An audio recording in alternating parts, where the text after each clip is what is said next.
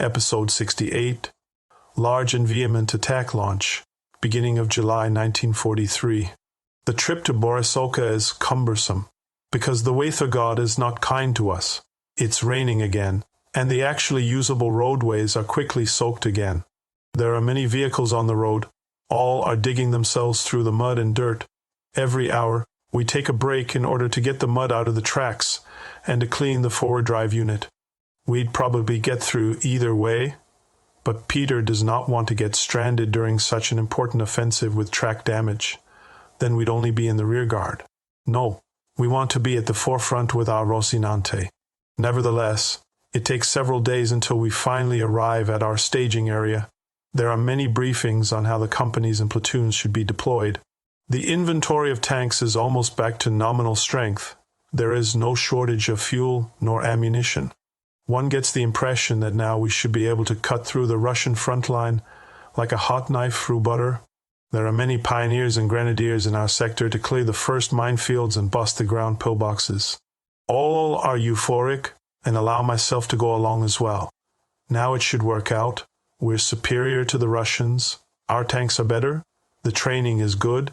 And our frontline commanders already have years of Russian experience. In the midst of all this confusion, I attempt to have another conversation with Schmidt, but he has no time at all. I catch him nevertheless, and want to know whether he'd now ride along during an attack somewhere.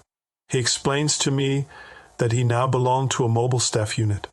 That means an armored personnel carrier and a radio car which follow closely behind the fighting troops to support the men up front as fast as possible. We'd already had that in 1941, and it had worked well back then. We wish each other good luck and promise one another in the hand to have a proper drink in Kursk after the offensive. Peter's constantly at situational conferences with the platoon leaders. The company commander has assigned us an attack sector where we are to be deployed, depending on the situation. Material has been amassed here as I have never seen before. I'm also able to admire my first Panther tank. These probably belong to Tank Battalion 51. I get into conversation with some of the Panther crews, all of them long-serving tank men and well familiar with the new weapon. I admire the Colossus. Angled armor, large road wheels, wide tracks, an impressive main gun. Oh my goodness, that must sweep away anything that should come up against us. My eyes gleam as with a child on Christmas Day. Rocinante is already a great tank, but the Panther, that'd be something. I remember the company sergeant who had stated there were men wanted for the Panther units. Oh well, first one thing after the other. For now, the Russian is just getting a thrashing. We're ready and eager for action. However, then the offensive gets going without us. On July 4th, the sky is turning black because so many airplanes are flying overhead and are darkening the day. We have the task to remain behind the ground troops as armored units until the German Luftwaffe have attacked recognized targets and the artillery have poured their blessings into the enemy positions. Then it's the ground troops' turn to facilitate the pioneers' clearing of mine paths under covering fire.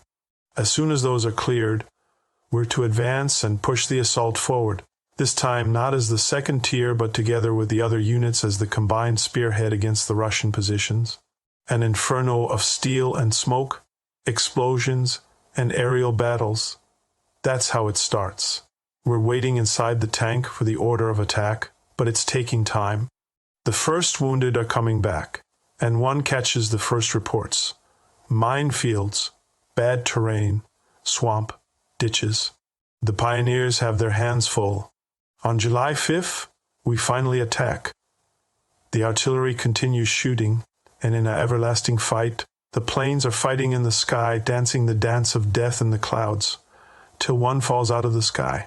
That way, it continues the entire day, moving up, shooting at ground bunkers, covering the pioneers, pulling the infantry forward. Yet, there's no enemy tank in sight. We're shooting the Russians out of their holes. Shrapnel is hitting the armor, planes are dropping their bombs, tanks are driving onto mines. If they're not sticking to the cleared path, we've come to a patch of woods from which we're receiving anti-tank fire. The emplacements have been recognized. Thus we're shooting the gang together.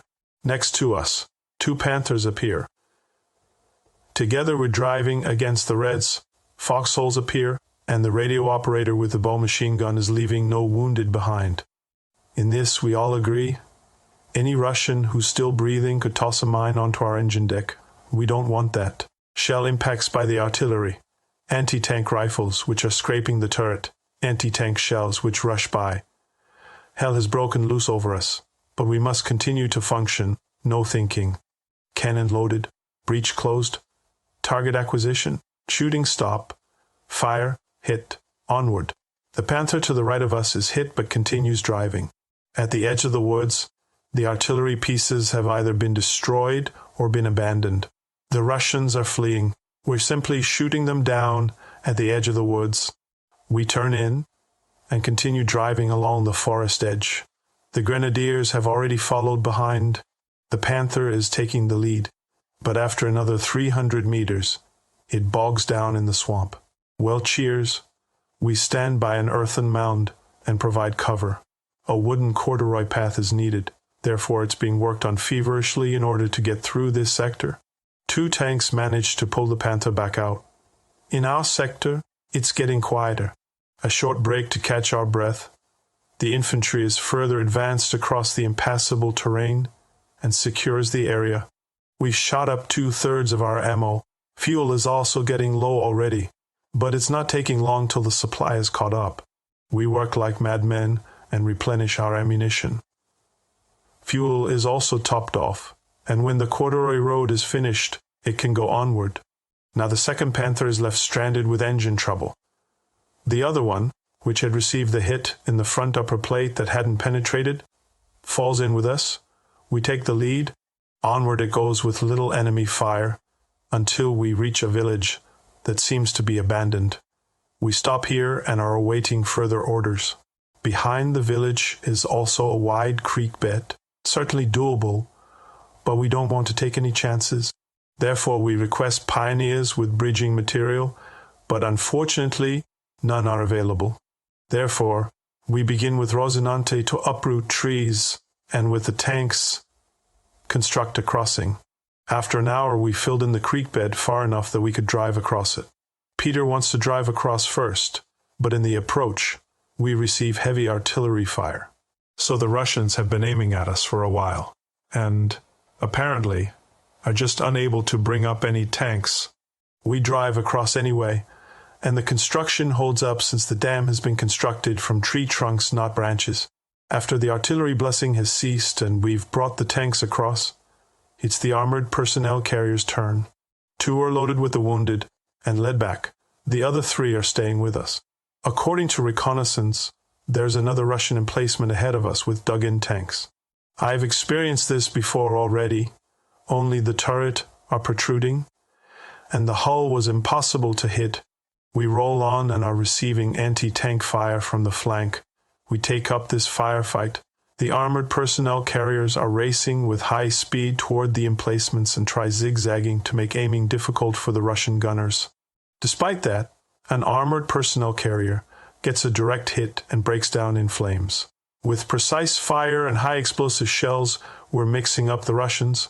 1 anti-tank gun after another is destroyed. Onward it goes. We can't remain standing here for long, for the Red planes are already there and are trying to eliminate us.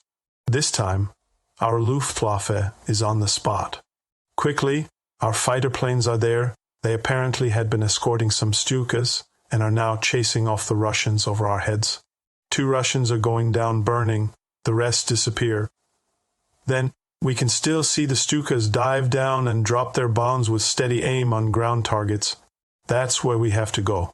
One gets the impression that every 100 meters, there's a Russian sitting in a hole shooting at us.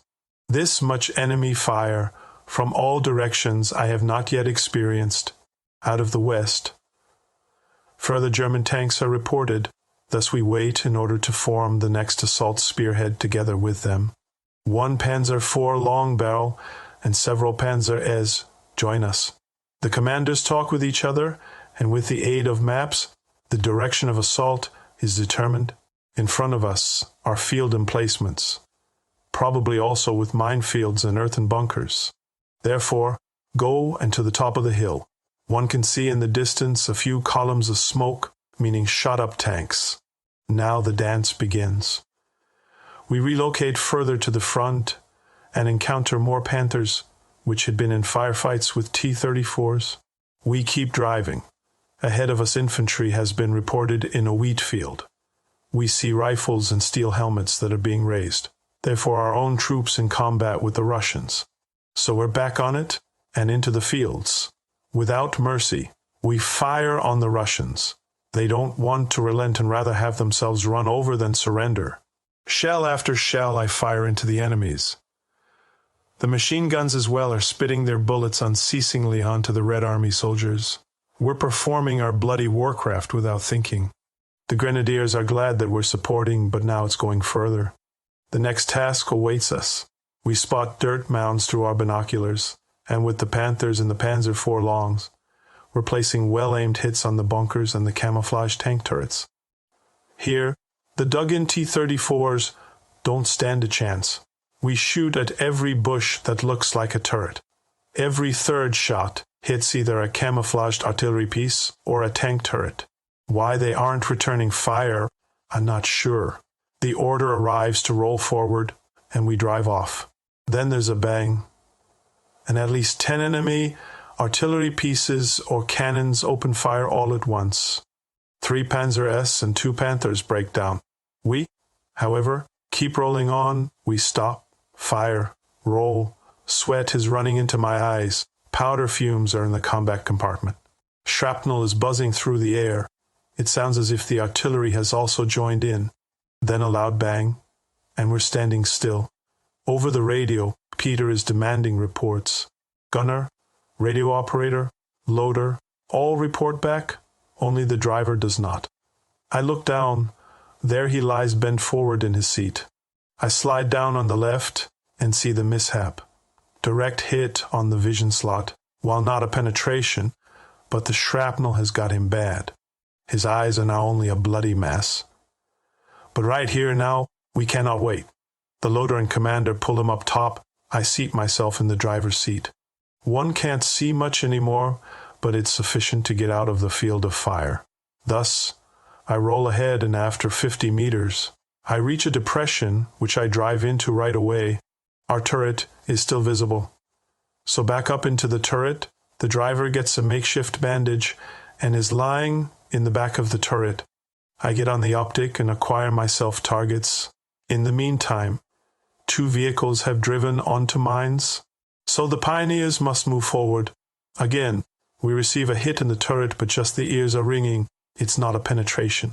But I have recognized the cannon, and after 2 shots, it's quiet there as well. The pioneers are thrown to the front, and when the enemy fire subsides, the men are able to clear another mine path with losses. The Panthers and armored personnel carriers move further forward and clean up the emplacements of the Russians. We pull our driver out and wait for the medics. I try to calm him down, but the prospect of returning home as a war blind is not pretty. We hand him over to the medics. Peter reports that we've suffered hits and are in need of a replacement driver. It's slowly getting dark. We'll wait here until personnel arrive. We sit down behind the tank and eat our field rations. Making a fire or something warm from the field kitchen is wishful thinking. For myself, in the twilight, I take a look at the damages.